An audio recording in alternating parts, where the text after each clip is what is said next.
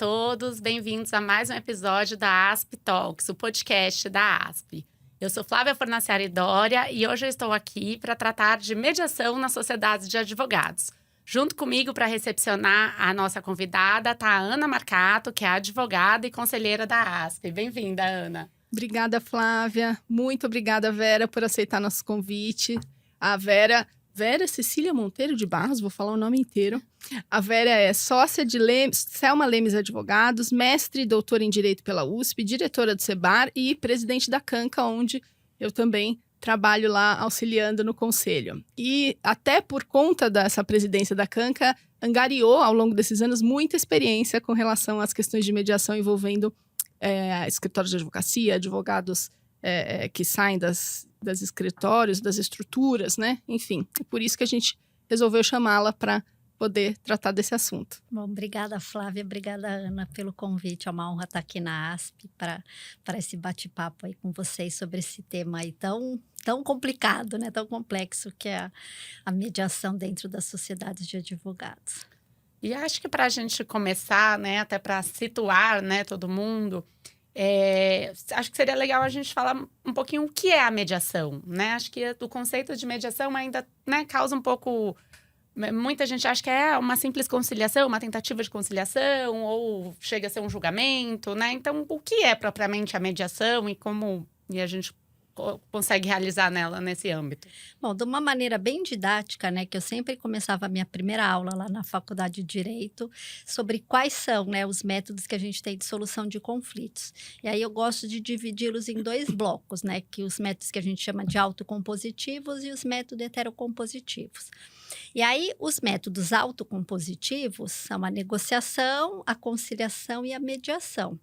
E a negociação, ela é normalmente feita aí de uma forma mais automática, mais inconsciente pelas partes. A conciliação, ela é parecida com a mediação, mas ela é um pouco mais... Normalmente, ela envolve questões mais simples, que não tem uma inter-relação entre as partes. Por exemplo, uma batida de carro, onde a gente bate o carro, você não conhece a pessoa, então não tem uma questão interpessoal que precisa ser trabalhada pelo conciliador.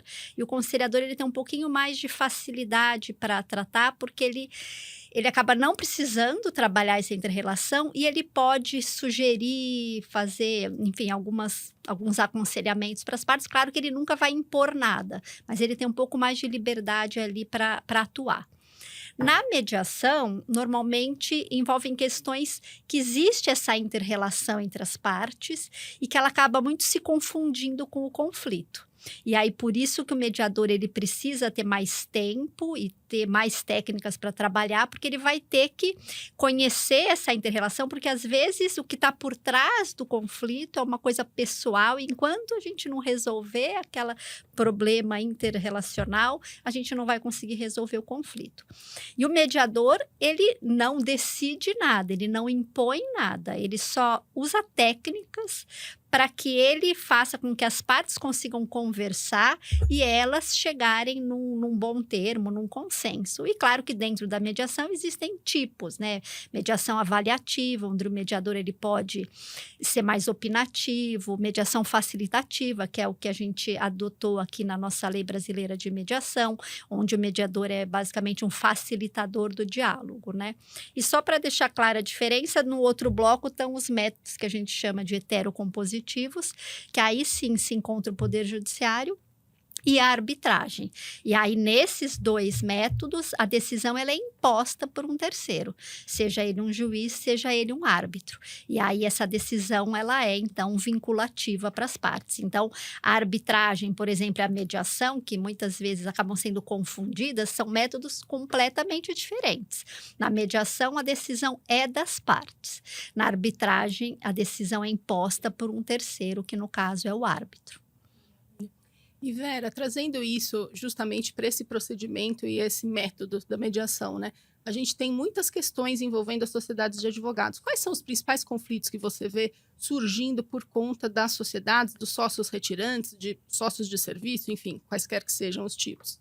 Bom, normalmente, lá na CANCA, que, para quem não sabe, a Câmara, né, de Mediação e de Arbitragem das Sociedades de Advogados, ali na Câmara, em que pese a gente não tenha muitos conflitos de valores relevantes, se bem que recentemente a gente recebeu uma arbitragem de valor bastante expressivo, normalmente são questões de valores não muito elevados, mas de uma complexidade enorme, né? E o que a gente vê lá, o que a gente se depara dentro dessa gama de procedimentos que a gente recebe? Normalmente são questões de apuração de haveres, né? O que seriam esses haveres, como seriam a apuração desses haveres de um advogado que está se desligando de uma sociedade, qual seria a data para se considerar para uma dissolução de sociedades, quem estaria no polo passivo dessa ação de dissolução. E aí as questões que eu diria que são as mais complexas é justamente a gente conseguir avaliar, por exemplo, de um advogado que está se desligando, como que se faria para considerar, por exemplo, honorários de prolabore que ainda não venceram, honorários de êxito que ainda não se materializaram, honorários de sucumbência, como avaliar a contribuição desse advogado para o sucesso de uma demanda, quanto que ele fez de captação de determinado cliente, quanto que ele participou da estratégia daquele caso, né? E quanto que realmente, de fato, contribuiu para o sucesso de uma demanda que, às vezes, vai demorar 10, 15 anos para se materializar um êxito. Então, é muito complexo a gente definir esse tipo de coisa, porque acaba chegando isso na Câmara, normalmente chega como um pedido de instauração de arbitragem, é raro a gente ter um pedido que chega já direto como uma mediação. Né? E aí a gente adotou internamente na Câmara algumas medidas, porque a gente percebe que, como as relações dentro da sociedade de advogados normalmente são relações muito próximas, muito pessoais, a mediação acaba se encaixando perfeitamente para esse tipo de conflito. Então, a gente tentou ali internamente alinhar algumas iniciativas para tentar levar esses casos que chegam como os pedidos de arbitragem para mediação. E nada melhor do que um advogado olhando sob o ponto de vista do advogado que ele vai ter que auxiliar, né? Porque o juiz, como não trabalha com isso, né? Poucas vezes a gente vê juízes que foram advogados antes de resolver prestar o concurso da magistratura, não tem talvez esse feeling tão apurado de, nossa, quanto foi a contribuição do advogado aqui nesse caso? Quantos anos mais eu tenho? Como é que a gente faz com esses honorários de sucumbência, né? Então, a visão do advogado é muito benéfica nesse sentido, né? E nesses casos que acabam sendo, no meu modo de ver, os mais importantes, né? Carteira de clientes, honorários de êxito e honorários de sucumbência, é onde os problemas estão todos ali, né? E é muito complicado. Eu tive outro dia que analisar a jurisprudência dos tribunais para um parecer que eu ia dar, e a gente percebe que realmente existe ainda uma dificuldade de diferenciação, né? Porque honorários, a gente tem vários tipos de honorários, né? Os honorários de prolabore, honorários de êxito, honorários de sucumbência. E de fato, como o juiz, que acaba tendo que ser um generalista e enfrentar diversas questões e muitas vezes não advogou antes de entrar na magistratura, acaba tendo um pouco de dificuldade de fazer a diferenciação e, de fato, como arbitrar isso. É muito complexo, né? O ideal seria que as próprias partes, de alguma forma, criassem ali alguma definição prévia com relação a isso e não deixar isso para definição de um terceiro. Eu acho que acaba sendo difícil porque muitas vezes quando se começa, né, quando se faz a sociedade, quando se ingressa num escritório, muitas vezes, isso até mesmo sendo advogados, não se preparam para antever os problemas que pode ocorrer com a saída, né? E isso realmente, o juiz, muitas vezes, ele não tem conhecimento do funcionamento interno de um escritório, de como faz, né, a própria captação de clientela, né? Como esse cliente chegou, isso já pode ser valorado financeiramente numa hipótese de saída. E aí, com base nisso que você falou, que seria bom que as próprias partes, né, vissem, resolvessem como vai ser feita essa divisão, qual a importância, então, haveria de uma boa regulamentação, né, dos escritórios a respeito de acordo de sócios, acordo de cotistas, de previsões de saída? Isso seria importante também para efeito de uma decisão, de uma mediação? Não, sem dúvida. Porque a gente vê, né, a gente tem muitos escritórios de advocacia aqui no Brasil, e a gente vê poucos escritórios que têm, de fato, acordos de sócios, onde existem cláusulas bem definidas, né, de como seria uma dissolução de uma sociedade, uma dissolução parcial, como se daria a apuração de haveres. Infelizmente, nós, advogados, somos ótimos para fazer toda essa construção jurídica para os nossos clientes.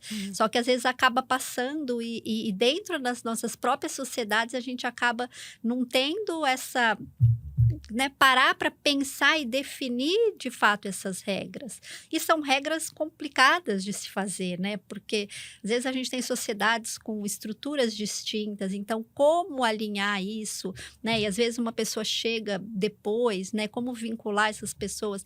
Então seria o melhor dos mundos se os escritórios começassem a realmente adotar essas cláusulas, porque imagina a gente colocar uma situação dessa para um árbitro decidir, quando não tem absolutamente nada definido entre as partes com relação àquilo, e mesmo numa situação de uma mediação, que são as próprias partes a autora da decisão, seria muito mais fácil, mesmo numa mediação, você trabalhar tendo alguma referência contratual, alguma coisa que realmente foi de intenção das partes quando elas entraram naquela sociedade, de como prever e definir isso. E a gente acaba vendo esses tipos de acordo normalmente em sociedades maiores, mais tradicionais, e só que lá na Canca a gente recebe normalmente casos de escritórios menores, e é raríssimo a gente se deparar com esse tipo de regulação, então acaba sendo realmente uma tarefa muito difícil para o árbitro definir essas regras, e numa mediação também.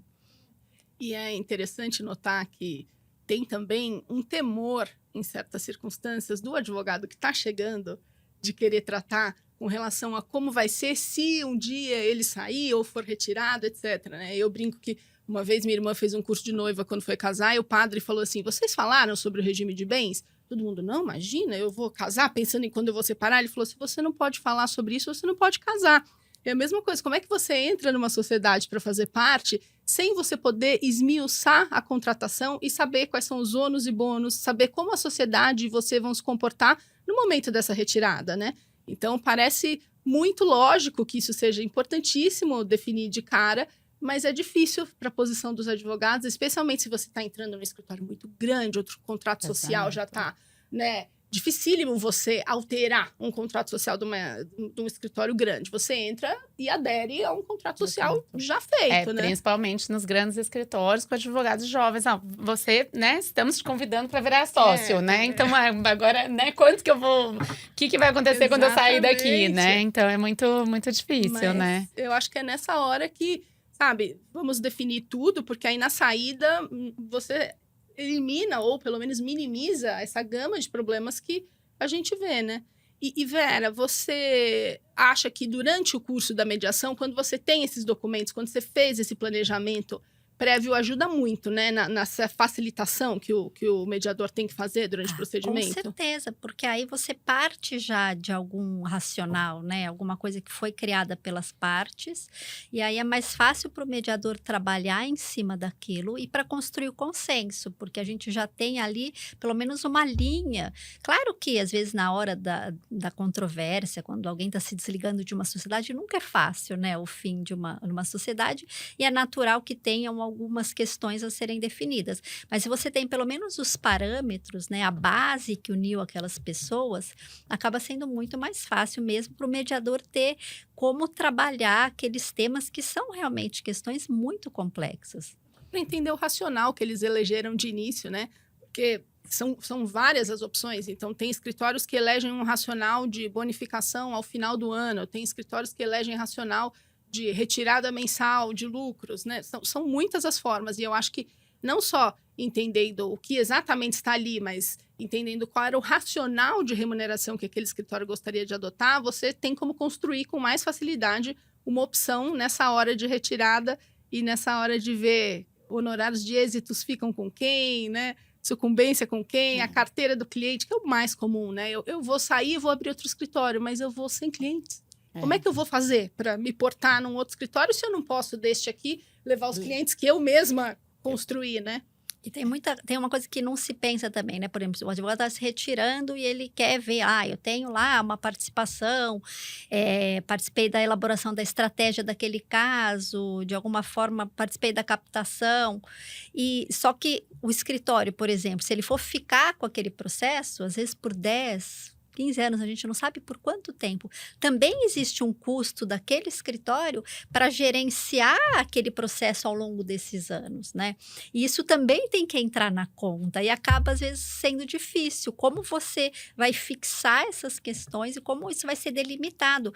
Porque é uma coisa que a gente tem que ficar imaginando ali num espaço de tempo que muitas vezes é longo. É longo né? e incerto, né? Até porque o próprio resultado do processo, né? Dependemos eventualmente do judiciário ou de uma arbitragem para solucionar aquele processo, o resultado também não é certo. Pode ser provável, pode ser esperado, mas não é certo também que virá aquele benefício econômico pensado de início, né? E às vezes uma questão também complexa é que muitas vezes quando você está desfazendo uma sociedade ou algum advogado está se desligando, você também não quer ficar preso, né, numa relação de, então tudo bem, quando aquele êxito se materializar, daqui X anos, eu não quero esperar X anos, porque eu não quero te ver nunca mais.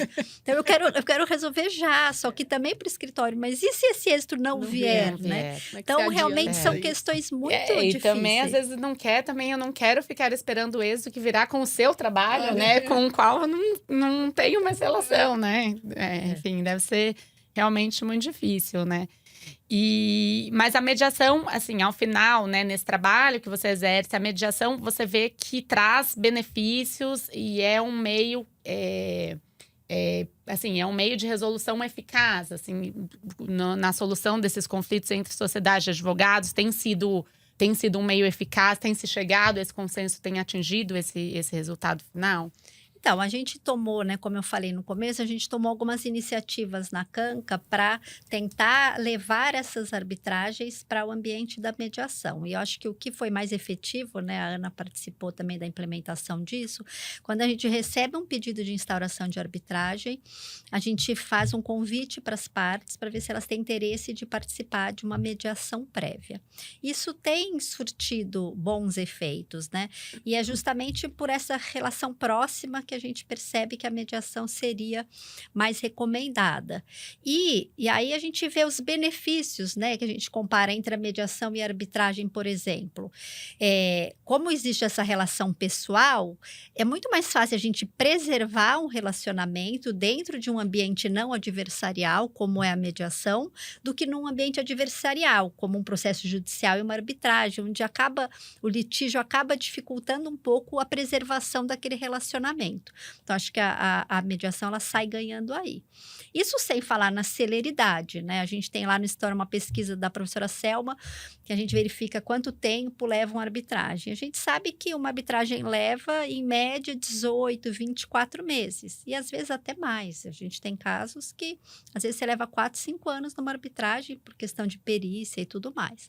Quando a gente compara isso com a mediação a gente fez uma pesquisa também em parceria com a Daniela Gabay, e a gente percebe que a mediação ela leva em média de 1 a 3 meses. Então, é uma economia de tempo gigantesca.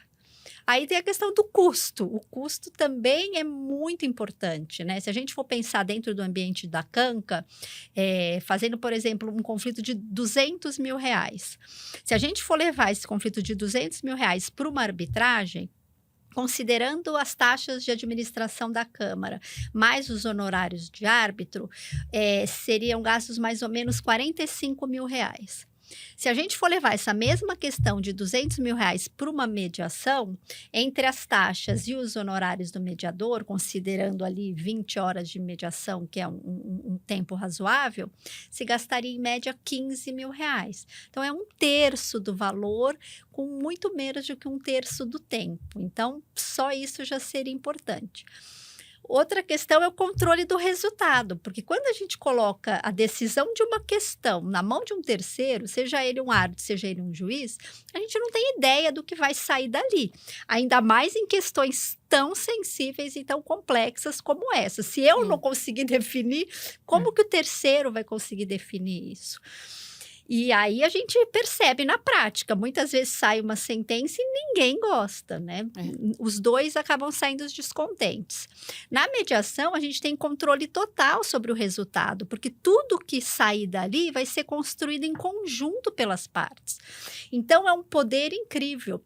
Quando eu ouço alguém falar, se eu vou convidar uma parte para mediação, eu vou parecer frágil.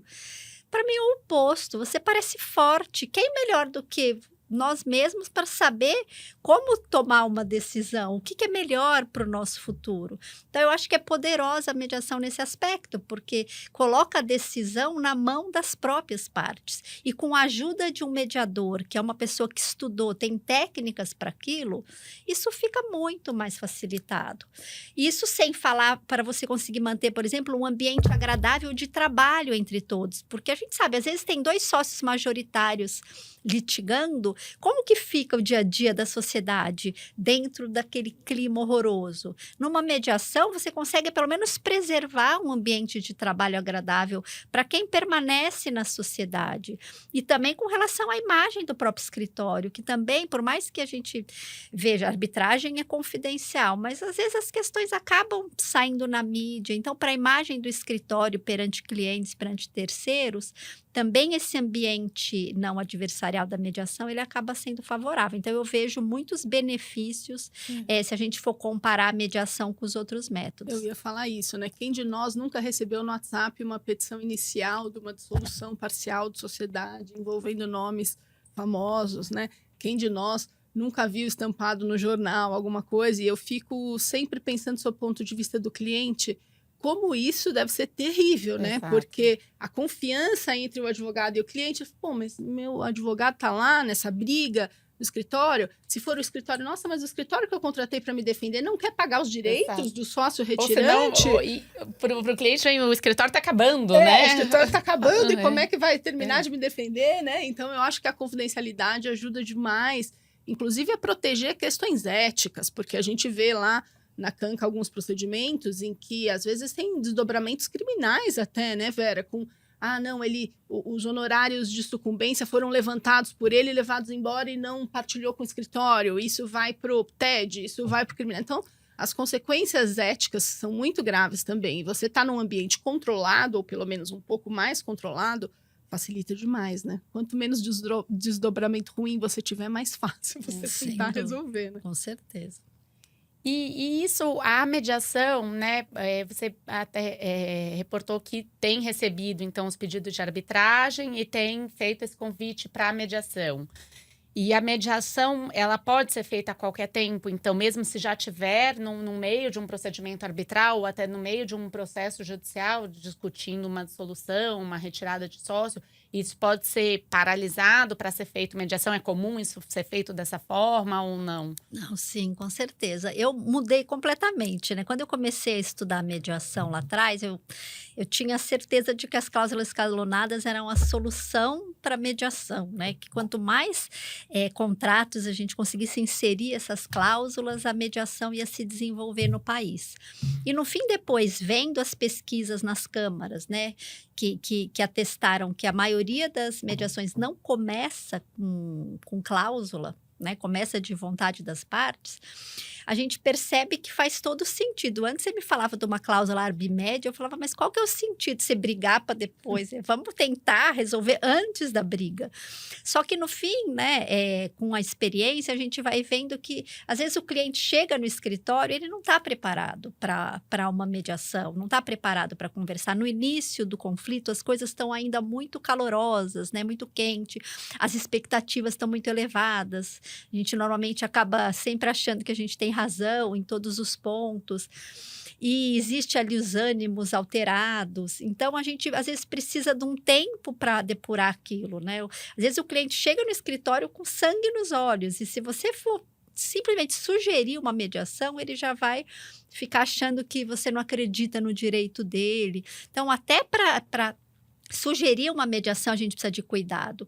E aí eu tenho visto na prática, né, eu atuo muito mais como árbitra do que como mediadora. E durante os procedimentos arbitrais, eu vejo muitos momentos propícios para mediação, né, que a gente chama de janelas de mediação. E é interessante que são momentos, às vezes, parecidos, né? A gente vê muitos casos, por exemplo, de quando tem um pedido de instauração de arbitragem, então o risco do litígio ele já está ali muito claro, né?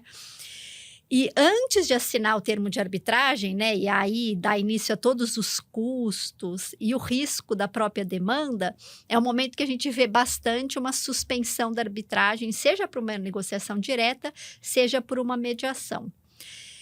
Depois também, depois que a fase postulatória termina, que todas as alegações, os documentos estão colocados, aí eu acho que também existe um pouco dessa queda dessa autoexpectativa, porque a gente começa a ver o ponto de vista do outro, ver os documentos que o outro tem. Então, ali também surge um momento que fala, opa, talvez eu não tenha tanta razão como eu acho, talvez o ponto de vista do outro também tenha.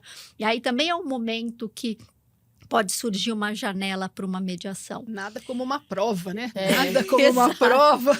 Exatamente. Depois uma audiência, que você ouve a testemunhas falar, ai, agora a coisa não está muito boa para o meu lado. Então, tem esses momentos. Outra fase que é importante, por exemplo, antes de uma prova pericial, que hoje as perícias são custosas, são demoradas. Então, é um momento que ali, poxa, será que não vale a pena eu sentar para conversar do que eu arcar com uma prova que às vezes vai me levar tempo, vai levar dinheiro? Então, são momentos ali importantes. Ou, por exemplo, depois de uma sentença parcial, onde o mérito já está decidido, né? Para que eu vou gastar numa perícia, numa segunda etapa de uma arbitragem, sendo que as questões de mérito já foram decididas. Então, são momentos que existem essas janelas. E eu tenho defendido dentro das câmaras que eu acho que a gente tem que começar a inserir essas janelas dentro do cronograma dos procedimentos de arbitragem, porque aí ninguém tem que oferecer, ninguém tem que convidar, acaba com aquele receio de parecer fraco, parecer frágil. Quando vem do julgador, né? Parece que ninguém está tentando... Está lá no cronograma. Então, depois dessa fase X, as partes têm que sentar para conversar. Pode não dar em nada, mas está previsto ali, por que não criar essa janela? É que aí é difícil, eu entendo, quando eu estou no papel de árbitro também, você fica, às vezes, numa situação que, às vezes, como árbitro, você percebe, nossa, agora seria um momento para a mediação, eles teriam que resolver.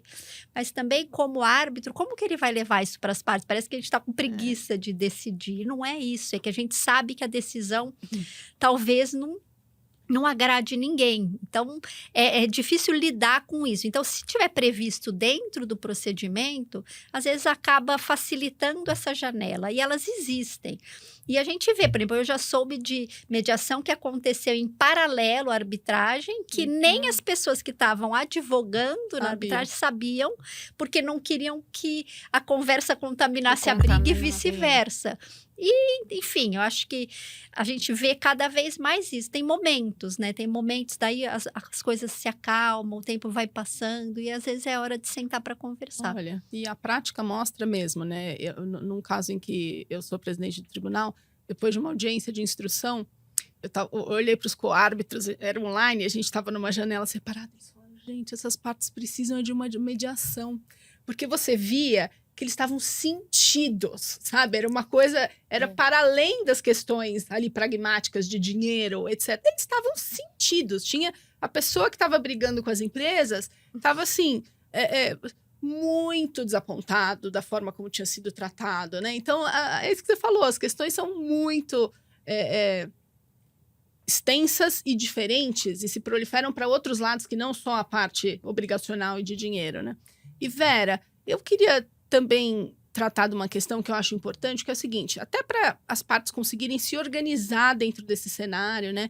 Para elas conseguirem entender quais são as regras do procedimento, quais são os seus direitos, né? A gente sempre fala de decisão informada, e esse é um princípio que está até no Código de Processo Civil agora, e serve também para mediação. Como é que você vê, nesse cenário, a importância do advogado, da participação do advogado? Porque eu brinco que na faculdade a gente é treinado para ser pitbull e, de repente, alguém quer que a gente seja poodle ajudando a parte na mediação, né? E, às vezes, a própria parte fala, não, mas eu contratei um pitbull, eu não quero poodle. Mas é muito importante saber que um bom advogado que conheça o procedimento e que esteja ali não para trabalhar, mas para contribuir, possa auxiliar as partes, né? Não, eu acho que muito, muito, muito. Eu não gosto quando eu ouço mediador dizer que advogado atrapalha a mediação. Eu acho que, claro, mau advogado atrapalha tudo, né? Claro, não uma mediação em si. Eu até, a Tânia refez o livro da Caixa de Ferramentas e eu escrevi justamente sobre isso. O advogado como uma ferramenta indispensável na mediação. Eu acho que o advogado faz toda a diferença. E eu não acho que ele tem que deixar de ser pitbull. Ele vai ter uma outra abordagem. Às vezes eu brinco com os alunos nessas competições, porque eles estão lá na mediação, então eles estão tão afáveis. Falo, gente, não é assim. Mesmo você defendendo um cliente numa mediação, ele não quer que você fique, ai, meu colega, meu querido. Você está lá para defender os interesses e direitos dos seus clientes, mas de uma forma diferente, uma forma mais amena, uma forma, enfim... Buscando a concórdia, né? Buscando o acordo, é uma outra pegada, né? Por isso que o advogado tem que se preparar para isso, para esse outro ambiente também. Só que o advogado, ele que vai estar ali distante do conflito, é ele que vai conseguir ver coisas e ditar as coisas que a parte envolvida não consegue ver. É ele que vai conseguir primeiro explicar como é que é o procedimento, e para isso o advogado precisa conhecer todas essas. Hoje a gente tem muito, né? Arbitragem, mediação, tem muita coisa. O advogado precisa estar atualizado para saber atuar nesses ambientes diferentes. É ele que vai explicar o procedimento, ele que vai ajudar a escolher mediador, ele que vai alinhar tudo com o cliente, né? Já foram trocadas comunicações? O que vocês já negociaram? Existe? Quem que vai estar na mesa? Qual que é o perfil dessa pessoa que está na mesa? Qual o relacionamento que vocês têm? Né? Qual o grau de confiança? O que a gente vai levar para a mediação? O que a gente vai guardar para depois? O que a gente vai levar em sessão privada? O que a gente vai levar em sessão conjunta? Dentro de escalas ali de necessidades, quais são as suas prioridades? Né? O que você não pode sair da mesa sem? Quais seus interesses numa mediação? O que você vai fazer se tudo der errado ali, né? Qual que é seu BATNA? Se você não conseguir um acordo, o que você tem fora da mesa? Tentar pensar também os riscos da demanda, o custo de uma demanda. Se eu não conseguir fazer um acordo aqui na mediação, quanto vai me custar uma arbitragem? Qual a minha chance de êxito de fato nessa arbitragem? Quanto tempo vai levar essa arbitragem? Né? Quanto vai custar não só de dinheiro, mas de estresse, desgaste? Tudo isso tem que ir para o papel. Vale a pena eu receber um pouco menos agora do que eu ter que passar por todo esse estresse? E é o advogado que vai fazer isso. É o advogado que vai preparar o cliente, ajudar a ele ver os interesses dele, como colocar isso. E ele não precisa ser poodle, ele pode ser assertivo, só que de uma maneira na busca do consenso. É uma outra atuação, e é uma atuação que para mim é das mais maravilhosas, porque nós sendo estrategistas, né, funcionando ali, porque a mediação é uma coisa incrível. Às vezes é uma pergunta do mediador, você vê que muda a dinâmica da comunicação entre as partes, e o advogado, ele tem que estar do lado do mediador. Quando eu estou atuando como mediadora, a primeira coisa que eu falo para os advogados em sessão privada: vocês estão aqui para me auxiliar. Sem vocês, a gente não consegue avançar, porque são vocês que têm a confiança do cliente de vocês, não sou eu. Então, são vocês que têm que me ajudar. Então, eu acho que o mediador tem esse papel também de mostrar a importância do advogado na mediação. E isso, né, gente, principalmente nesses conflitos com a sociedade de advogados. Que a gente tem o bom e o ruim, porque quem é parte também é advogado. Exato. E aí, eu acho uma péssima ideia o advogado se autorrepresentar. Eu ia perguntar exatamente isso. Se era comum acontecer e se isso tinha algum benefício. Não deve, a gente já viu, né? Outro dia eu e a Ana, nós falamos com duas advogadas e elas estavam... Ambas em causa própria. Mas era uma conversa que nós chamamos, né? Era um caso de um pedido de arbitragem que a gente achou que pelas taxas da Câmara ia acabar ficando inviabilizado o litígio. Então, a gente convidou as partes para uma conversa para tentar sugerir uma mediação, não para fazer a mediação. E elas estavam se autorrepresentando.